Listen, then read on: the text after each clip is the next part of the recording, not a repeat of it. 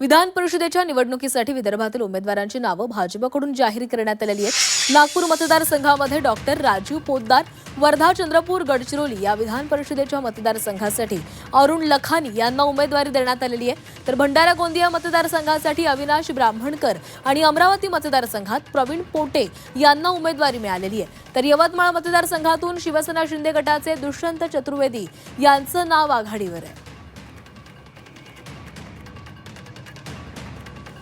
विधान परिषदेच्या 11 जागांसाठी भाजपनं आपल्या उमेदवारांची नावं जाहीर केलेली आहेत। तर विदर्भामधल्या जागांसाठी कोण कोण उमेदवार असणार आहेत हे देखील भाजपकडून जाहीर करण्यात आलेलं आहे। तर नागपूर मतदारसंघामध्ये डॉक्टर राजू पोद्दार यांना उमेदवारी जाहीर करण्यात आलेली आहे।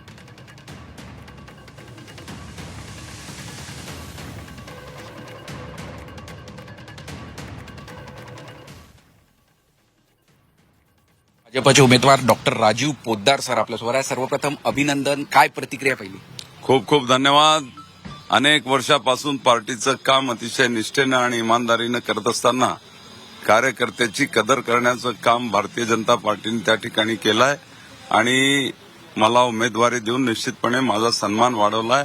त्याबद्दल मी प्रधानमंत्री नरेंद्र मोदी, आमचे राष्ट्रीय अध्यक्ष नितीन नवीन, आदरणीय नितीनजी, आदरणीय देवेंद्रजी, आदरणीय बावनकुळे साहेब या सगळ्यांना मनापासून धन्यवाद देतो। मोठा संघर्ष केलेला आहे, जसं तुम्ही सांगितलं की अनेक वर्षापासून पक्षासाठी कार्य करत आहे। खरं तर ग्रामीण भाग संपूर्ण पिंजून काढत असताना बरेच कष्ट घेतले आणि त्याची ही पावती निश्चितपणे अशा काळामध्ये मी काम केलं आहे की ज्या काळामध्ये भारतीय जनता पार्टी जवळ कार्यकर्ते नव्हते, बूथ व्यवस्था नव्हती, निवडणूक लढवायची तर ती केवळ हारण्यासाठी लढवायची, अशा प्रकारचं ज्यावेळेस चित्र होतं आणि भारतीय जनता पार्टीचं संघटन ग्रामीण भागामध्ये ज्यावेळेस अतिशय कमकुवत होतं त्या काळापासून संघटनेसाठी झटण्याचं काम आणि अविरत कष्ट उपसण्याचं काम आणि संघटनेचं जाळं विस्तारित करण्याचं काम मी केलेलं आहे। निश्चितपणे पार्टीने त्याची दखल घेतली, याचा मला खूप खूप आनंद आहे। म्हणजे